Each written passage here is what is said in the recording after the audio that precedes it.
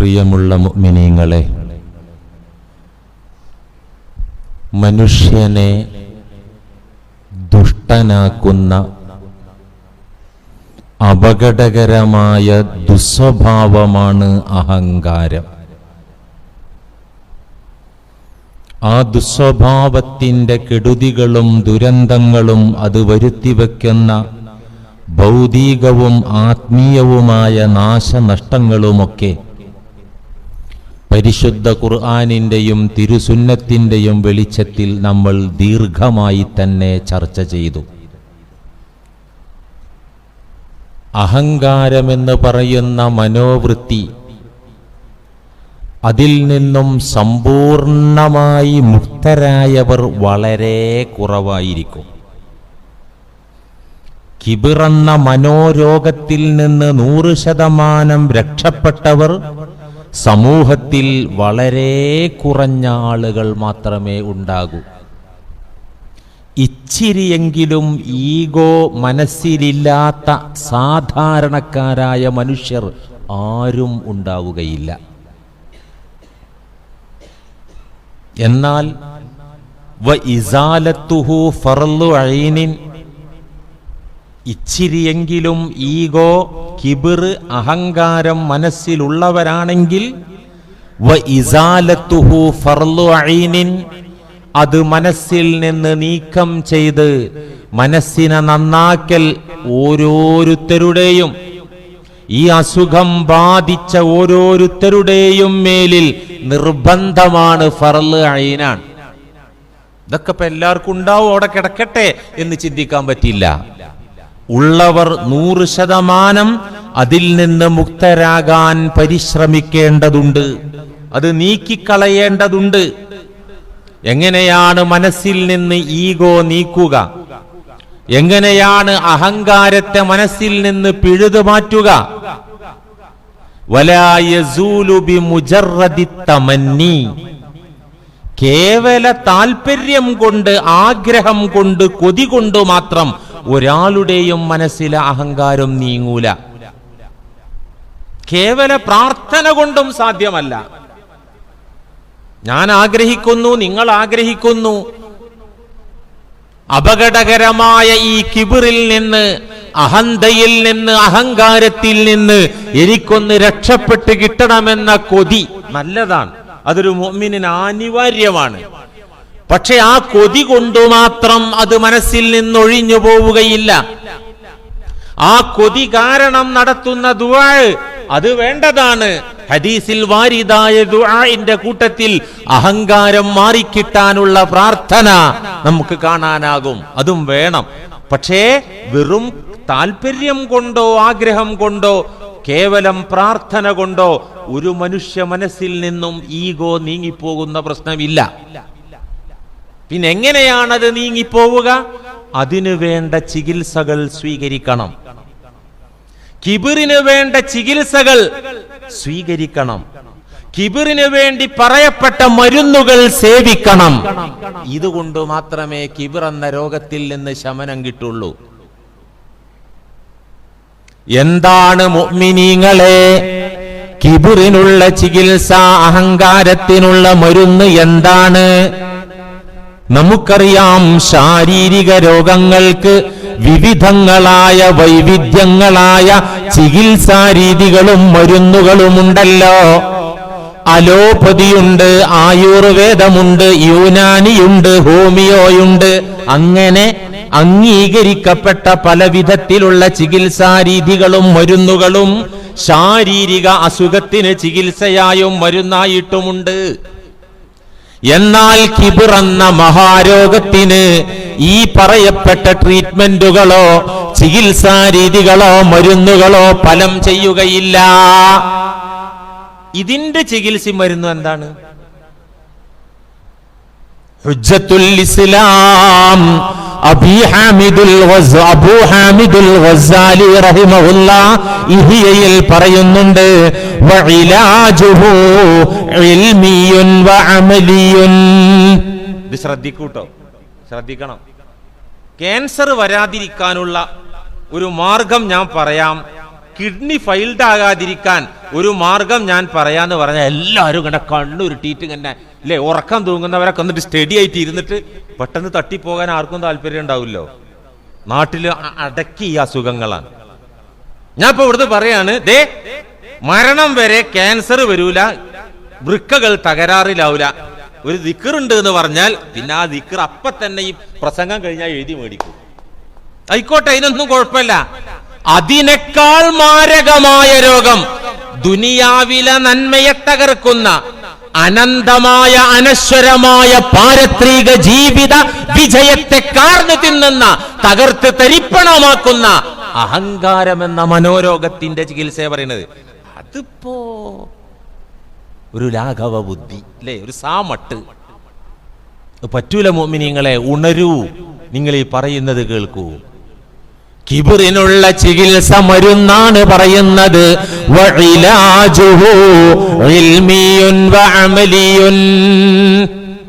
കിബറിനുള്ള treatment ചികിത്സ ഇൽമിയും അമലിയുമാണ്. എന്ന് വെച്ചാൽ അറിവാകുന്ന ചികിത്സ, വിജ്ഞാനമാകുന്ന മരുന്ന്. വഅമലിയുൻ സൽക്കർമ്മമാകുന്ന ചികിത്സ, സൽക്കർമ്മങ്ങൾ സുഹൃതങ്ങളാകുന്ന മരുന്ന്.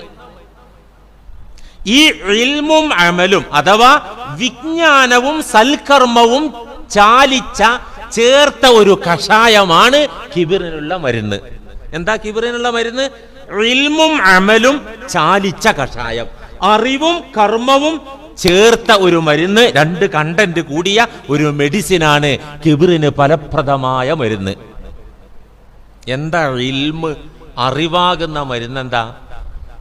وَأَمَّا الْعِلْمِيُّ أَنْ يَعْرِفَ نَفْسَهُ وَيَعْرِفَ رَبَّهُ وَيَكْفِيهِ ذَلِكَ فِي إِزَالَةِ الْكِبْرِ. അറിവാകുന്ന മരുന്ന് എന്താ? എന്താ അറിവാകുന്ന മരുന്ന്? അൻ യഅരിഫ നഫ്സഹു, ഓരോരുത്തരും അവനവനെ അറിയുക. ഞാൻ എന്നെ കുറിച്ചൊന്ന് ചിന്തിച്ച് എൻ്റെ പരിധിയും പരിമിതിയും, എൻ്റെ കഴിവും കഴിവ് കുറവും, എൻ്റെ ശക്തിയും ബലഹീനതയും ഞാൻ എന്നെ കുറിച്ചൊന്ന് നന്നായി ചിന്തിച്ചു പഠിക്കുക. നിങ്ങളൊക്കെ നിങ്ങളുടെ സ്വന്തത്തെക്കുറിച്ച് നന്നായി പഠിക്കുക, ചിന്തിച്ചു പഠിക്കുക. അയ്യഅരിഫ നഫ്സഹു, സ്വന്തത്തെ പഠിച്ചറിയുക, ആ അറിവാണ്. വയഅരിഫ റബ്ബഹു, തന്റെ ഉടമസ്ഥനായ സംരക്ഷകനായ സൃഷ്ടാവായ പരിപാലകനായ അള്ളാഹുവിനെ കുറിച്ച് ഖുർആനും സുന്നത്തും പരിചയപ്പെടുത്തിയ അറിവുകൾ പഠിച്ചറിഞ്ഞുകൊണ്ട് റബ്ബിനെയും പരിചയപ്പെടുക.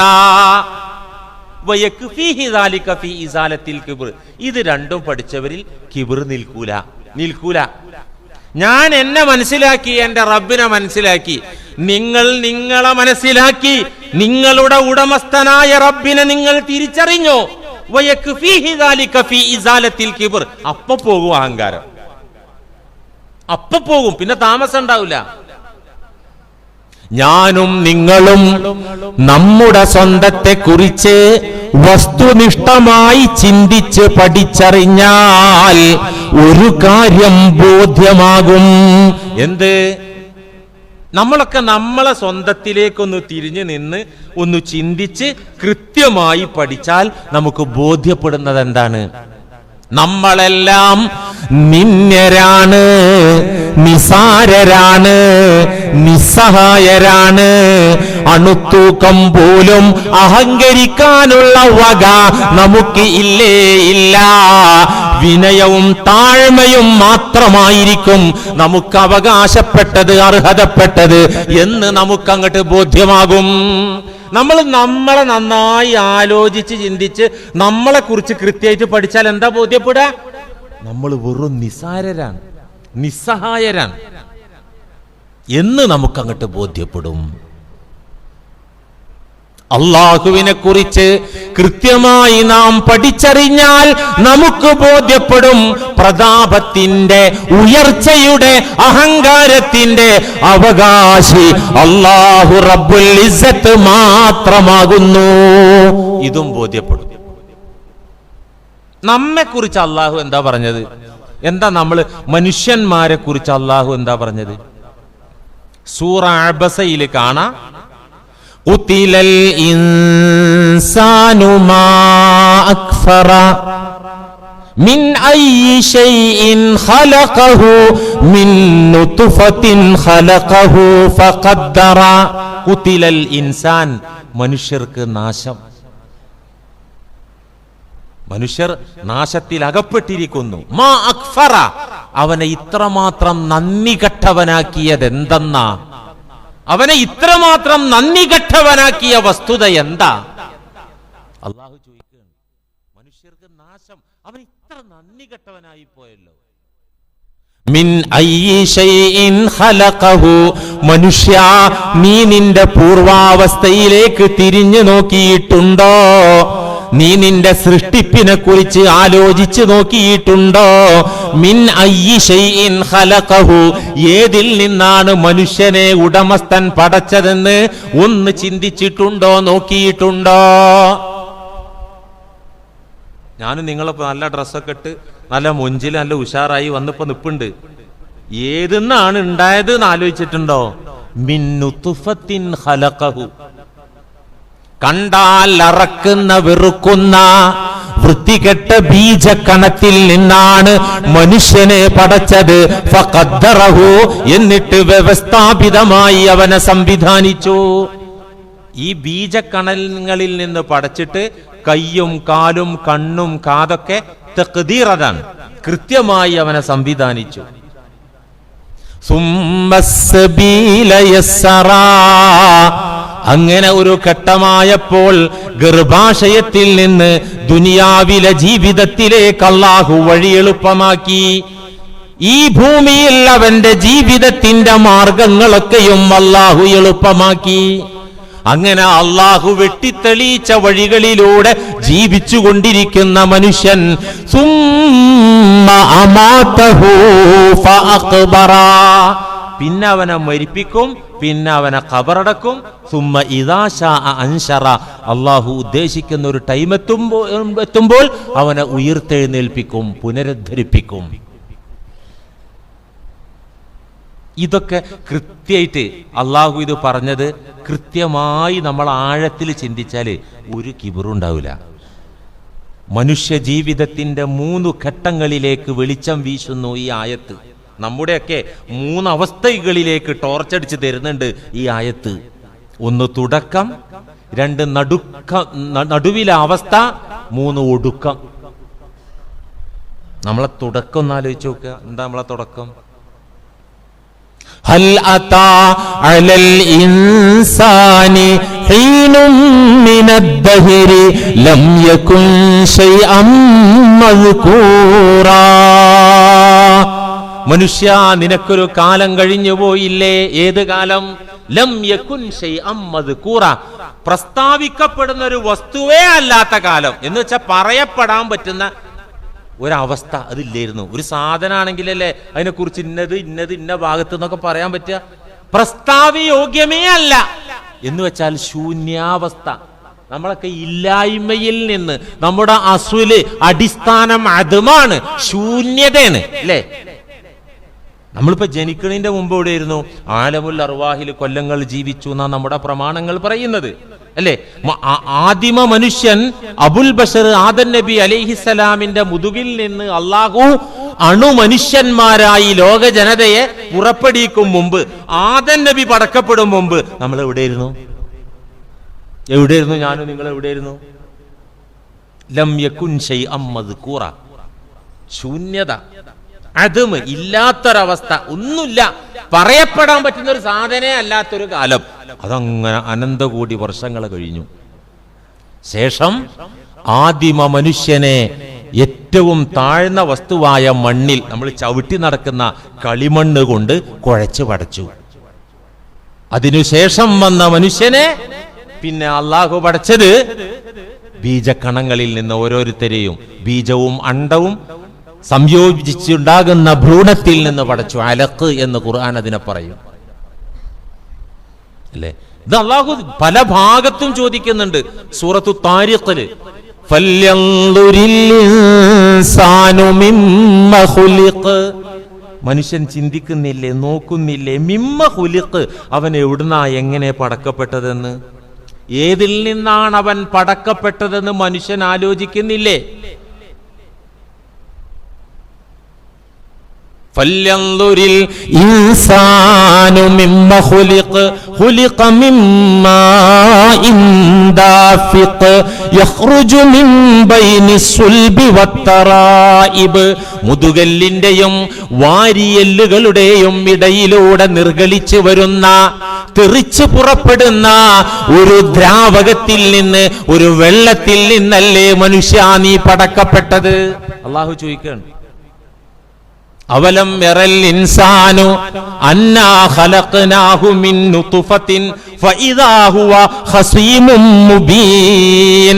യാസീൻ, നമ്മൾ ഓതുന്ന യാസീനിൽ അവലം യറൽ ഇൻസാനു അന്നാ ഖലഖനാഹു മിൻ നുത്ഫത്തിൻ. മനുഷ്യൻ നോക്കുന്നില്ലേ, ആലോചിക്കുന്നില്ലേ? അവൻ അറിഞ്ഞിട്ടില്ലേ അവനെ നാം പടച്ചത് ബീജത്തിൽ നിന്നാണ്, അല്ലേ? ഡ്രസ്സിലായ അപ്പ കഴുകണം, കയ്യിലായാൽ അറപ്പുള്ള സാധനം, അതിൽ നിന്ന്, അതിന്റെ കണികയിൽ നിന്നാണ് അവനെ പടച്ചത്. എന്നിട്ട് ഫഇദാ ഹുവ ഖസീമും മുബീൻ, എന്നിട്ട് അവൻ വ്യക്തമായ തർക്കത്തിന്റെ ആളായി വരികയാണ്. അവൻ അല്ലാഹ് പറയാണ്, ഈ സാധനത്തിൽ നിന്ന് ഞാൻ പടച്ചുണ്ടാക്കിയ ഈ മനുഷ്യനെ എന്നോട് തർക്കിക്കാൻ വരികയാണ്. ഫഇദാ ഹുവ ഖസീമും മുബീൻ. അവലം യറൽ ഇൻസാനു അന്നാ ഖലഖനാഹു മിൻ നുത്ഫത്തിൻ ഫഇദാ ഹുവ ഖസീമും മുബീൻ. ആസിം ഇബ്നു വായില്, അബ്ദുല്ലാഹി ഇബ്നു ഉബയ്യ് പോലത്തെ ദുഷ്ടന്മാർ, മുനാഫിഖുകൾ, ധിക്കാരികൾ, അവരുടെ കാര്യത്തിൽ അവതരിക്കപ്പെട്ട ആയത്താണെങ്കിലും ഇന്നുള്ള അഹങ്കാരികളോടുള്ള ചോദ്യമാണ് സൂറത്ത് യാസീനിലൂടെ അള്ളാഹുവിന്റെ ഈ ചോദ്യം. അതുകൊണ്ട് നമ്മുടെ സ്റ്റാർട്ടിങ് എന്താന്ന് ഇപ്പൊ മനസ്സിലായി, അല്ലേ? നമ്മളെ സ്റ്റാർട്ടിങ് എവിടുന്നാന്ന് മനസ്സിലായില്ലേ? ഇനി നടുവിലുള്ള, മധ്യത്തിലുള്ള ഇപ്പോഴുള്ള അവസ്ഥ, നമ്മളിപ്പോ ഈ ജീവിക്കുന്ന ഈ അവസ്ഥ, നമ്മളൊക്കെ ജീവിച്ചുകൊണ്ടിരിക്കുകയാണ്. ഒരു ഗ്യാരണ്ടിയും ഒരു വാരണ്ടിയും നമ്മുടെ ഒരു കാര്യത്തിലുമില്ല. നമ്മൾ ആരും സുരക്ഷിതരല്ല, നിർഭയരല്ല. യഖഉ ഫീ അംറാലിൻ ലാ യൻജൂ മിൻഹു. നമ്മൾ ഇങ്ങനെ ജീവിച്ചു കൊണ്ടിരിക്കുമ്പോ പെടുന്നനെ നമ്മൾ നിത്യരോഗികളായി മാറിയേക്കാം.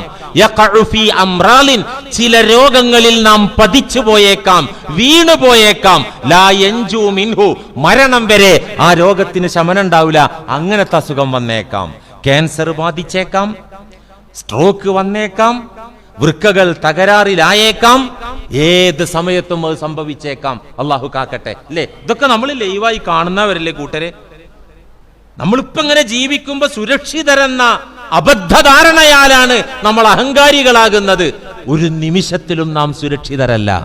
യഖഉ ഫീ അംറാലിൻ ലാ യൻജൂ മിൻഹു, ഒരിക്കലും രക്ഷപ്പെടാത്ത രോഗത്തിൽ ചെന്ന് പതിച്ചേക്കാം.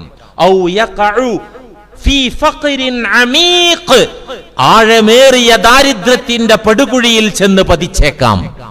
ഇപ്പൊ നല്ല കച്ചവടാണ്, ഇപ്പൊ നല്ല സെറ്റപ്പാണ്, സാമ്പത്തിക രംഗമൊക്കെ വളരെ സുരക്ഷിതമാണ് എന്നൊക്കെ തോന്നുന്നുണ്ട്. പക്ഷേ യഖഉ ഫീ ഫഖ്രിൻ അമീഖിൻ, ആഴമേറിയ ദാരിദ്ര്യത്തിന്റെ കുഴിയിൽ ചെന്ന് പതിക്കാൻ മാസങ്ങളോ കൊല്ലങ്ങളോ ഒന്നും വേണ്ട, കുറഞ്ഞ സമയം മതി അള്ളാഹ്ക്ക് തകർക്കാൻ. ഞാനിപ്പോൾ ഓർത്തു പോകുന്ന എൻ്റെ പരിചയക്കാരായ രണ്ടാളുകളെ, രണ്ടു നല്ല കച്ചവടക്കാരായിരുന്നു, കോടികൾ കൊണ്ട് കച്ചവടം ചെയ്യുന്നവരായിരുന്നു. പക്ഷേ ഒരു സുപ്രഭാതത്തിൽ ആ കച്ചവടം പൊട്ടി തകർന്ന് പലരിൽ നിന്നും കാശും വാങ്ങിച്ചിരുന്നു. അങ്ങനെ പങ്കാളികളായ ആളുകൾ കാശ് മൂലധനം വന്ന് ചോദിച്ചപ്പോൾ കൊടുക്കാനില്ലാതെ ആത്മഹത്യ ചെയ്ത രണ്ട് സഹോദരന്മാർ എനിക്ക് ഓർമ്മ വരുന്നു. അള്ളാഹു കാക്കട്ടെ. എത്ര ഉണ്ടെങ്കിലും ഇത് തകർക്കാൻ അള്ളാഹ്ക്ക് ഒരു പ്രയാസമില്ല. ആകത്തുക പറഞ്ഞാൽ മൊത്തത്തിൽ വിലയിരുത്തുമ്പോൾ നമ്മുടെ ശാരീരികാരോഗ്യത്തിന്റെ കാര്യത്തിലോ, നമ്മുടെ സാമ്പത്തിക ഭദ്രതയുടെ കാര്യത്തിലോ, നമ്മുടെ ജീവിതത്തിന്റെ കാര്യത്തിലോ, ജീവന്റെ കാര്യത്തിലോ നാം ഒരു സേഫ്റ്റി സോണിലല്ല ഉള്ളത്, ഒരു സുരക്ഷിത മേഖലയിലല്ല ഉള്ളത്. ഉടമസ്ഥനായ അല്ലാഹു ഫ്യൂസൂരിയാൽ അണഞ്ഞു പോകേണ്ടവരാണ് നമ്മളൊക്കെയും. അത്രേ ഉള്ളൂ. അള്ളാഹ് ഫീസ് ഇട്ടപ്പോ നമ്മൾ വർക്കിംഗ് ആണ്, ഓക്കെ. എപ്പോഴാണോ ഉടമസ്ഥൻ ഫ്യൂസൂരി ആ ഭാഗം അണഞ്ഞു പോവും. അത്രേ ഉള്ളൂ.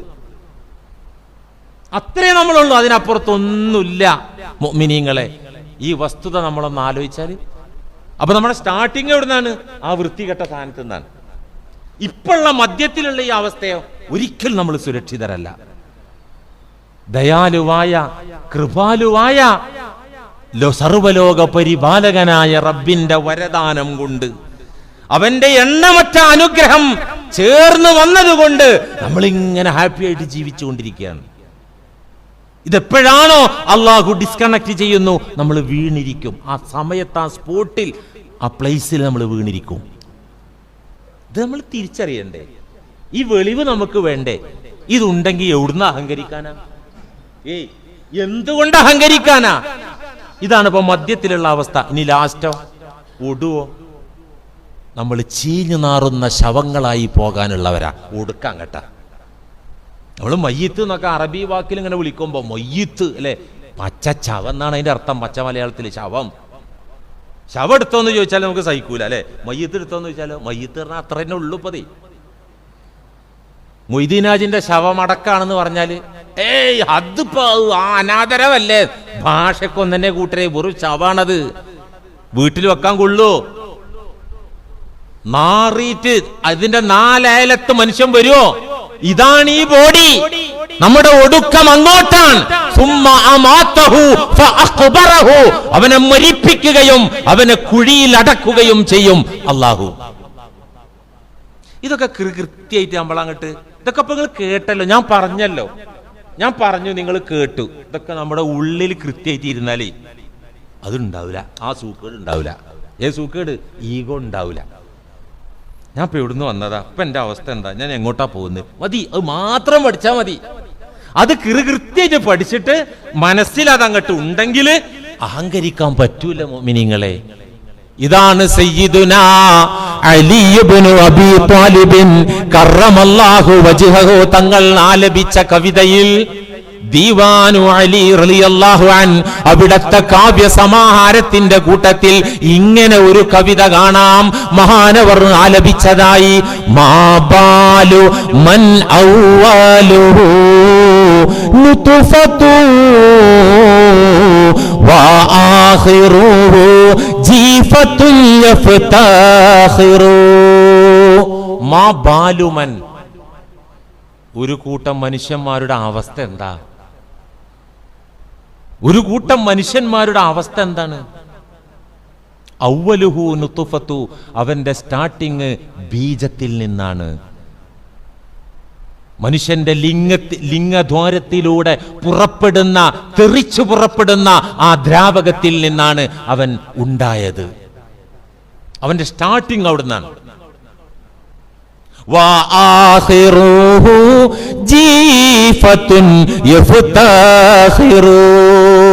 അവന്റെ അവസാനം ഒടുക്കോ ജീഫത്തുൻ, ശവമാണ്, നാറുന്ന ശവമാണ്. എന്നിട്ട് തുടക്കും ഒടുക്കും ഇങ്ങനെ നടുവിലത്തെ അവസ്ഥയാണെങ്കിൽ ഒരു സുരക്ഷിത ഇല്ലാതെ, ഒരു സുരക്ഷിതത്വത്വം നിർഭയത്വം ഇല്ലാത്തൊരു ജീവിതം. യഫ്തഖിർ, എന്നിട്ട് അവൻ പൊങ്ങച്ച നടിക്കുകയാണ്. ഇതെന്തൊരു പുതുമയാണ്, ഇതെന്തൊരു അത്ഭുതമാണ് എന്ന് അലിയാർ തങ്ങൾ ആലോചിക്കുക. ശരിക്കൊന്ന് ആലോചിച്ച് നോക്ക്. ഈ നാട്ടിൽ കിബറ് നടിച്ചിട്ട് ഞാൻ തന്നെ എന്നും പറഞ്ഞിട്ട് ഈ മേലാളനും അല്ലേ ഉന്നതനുമായി ചമഞ്ഞ് ഗർവ് നടിക്കുന്ന മനുഷ്യൻ സ്വയം ഒന്ന് ചിന്തിച്ചാൽ, നമ്മൾ വേറുള്ളവരെ വിമർശിക്കല്ല, ഞാൻ എന്നെ കുറിച്ച് ചിന്തിക്കുക, നിങ്ങൾ നിങ്ങളെ കുറിച്ച് ചിന്തിക്കുക. അപ്പോ കിബറിനുള്ള മരുന്ന് ഇൽമിയായ മരുന്ന്. അപ്പൊ ഈ പറഞ്ഞത് അറിവാകുന്ന മരുന്ന്. ഇത് ശരിക്കൊന്ന് സേവിച്ചോളൂ എല്ലാവരും. ഇപ്പൊ തന്നെ സേവിക്കാം. പക്ഷെ സേവിച്ചത് പള്ളിയിൽ നിന്ന് പുറത്തിറങ്ങിയിട്ട് കക്കി കളയാൻ പാടില്ല. അത് അവിടെ നിൽക്കണം. ആ അറിവ് കുഴപ്പം അതാണ്. അപ്പൊ ഇതിങ്ങനെ വിഴുങ്ങി ഇതൊരു ഘട്ടം വരുമ്പോ ഒരാള് വന്നിട്ട് സംസാരിക്കുകയാണ്, അല്ല സുഹൃത്തെ നിങ്ങൾ ആ ചെയ്തത് നീ ആരാ എന്നോട് പറയാൻ? അപ്പൊ പഠിച്ചോനെ ഞാൻ അങ്ങനെ പറയാം, അത് മൊയിലേര് ശമ്പളം മേടിക്കാൻ പറഞ്ഞേക്കണല്ലേ, എനിക്കിപ്പോ ഇവിടെ പിടിച്ചു നിൽക്കണം. എനിക്കിപ്പോ ഇവിടെ പിടിച്ചു നിൽക്കണമെങ്കിൽ അതിന് മറുപടി കൊടുത്തേ പറ്റുള്ളൂ. മൊയിലേര് പറഞ്ഞതൊക്കെ ശരിയാ, നടപടിയുള്ള കാര്യമല്ല. ഓരോരുത്തർ പറയുന്ന വാക്കാപ്പതേ. അവിടെ കഴിഞ്ഞ വെള്ളിയാഴ്ച മുസ്ലിയാർ പറഞ്ഞല്ലോ സംഗതിയൊക്കെ ശരിയാ. സംഗതി ശരിയല്ല എന്ന് പറയാൻ പറ്റില്ല, ഖുർആനികമായിട്ടായി പറയണേ. പക്ഷെ നടപടി ആവില്ല. ആരായി പറയുന്നത്? 5 നേരം നിസ്കരിക്കാൻ വരുന്നവര്. ഞാൻ മലപ്പുറത്ത് നിന്നേ ഒരു സഞ്ചിയിൽ കെട്ടിയിട്ട് കൊണ്ടുവന്ന് ഇവിടെ വെള്ളിയാഴ്ച വിതരണം ചെയ്യല്ലത്. ഇവിടെ കിടക്കുന്ന ഖുർആനിലുള്ള കാര്യമാണ് ഇപ്പം ഈ പറഞ്ഞത്. പ്രിയമുള്ള മുഅ്മിനീങ്ങളെ, ഞാൻ കുറച്ച് രോഷം കൊണ്ടിട്ടുണ്ടെങ്കിൽ നിങ്ങളോടുള്ള ആത്മാർത്ഥത കൊണ്ടാണ് ഈ പറയുന്നത്, അല്ലാതെ ദേഷ്യം പിടിച്ചിട്ട് ചൂടാവുമല്ല. ഞാനും നിങ്ങളും മരിക്കണതിൻ്റെ മുമ്പ് ഈ അസുഖത്തിൽ നിന്ന് രക്ഷപ്പെടണം. അതിനാദ്യം വേണ്ടത് ഇൽമിയായ മരുന്ന്, അറിവാകുന്ന മരുന്ന് സേവിക്കുക. എന്താ അറിവ്? ഞാൻ എന്നെക്കുറിച്ച്, നിങ്ങളെക്കുറിച്ചൊന്ന് ആലോചിച്ച് നോക്കുക. എത്ര ഗ്യാരണ്ടി ജീവിതത്തിനും ജീവനൊക്കെ ഉണ്ട് എന്ന് ആലോചിക്കുക. ഞാൻ എവിടുന്നാ വന്നത് എന്ന് ആലോചിക്കുക. നീ എങ്ങോട്ടാ പോകുന്നത് എന്ന് ആലോചിക്കുക. ഈ അറിവ് കൃത്യമായാൽ അഹങ്കാരത്തിൽ നിന്ന് രക്ഷ കിട്ടും ഇൻഷാ അല്ലാഹ്. ഇതിൻ്റെ ബാക്കി മരുന്ന് നമുക്ക് അടുത്ത ആഴ്ച തൊട്ട് പറയാം. അള്ളാഹു നല്ലത് ചിന്തിക്കാനും നല്ല റൂട്ടിൽ ചിന്തിച്ച് ജീവിക്കാനും നമുക്കൊക്കെയും അവസരവും വഴിയും തൗഫീഖും നൽകി അനുഗ്രഹിക്കട്ടെ.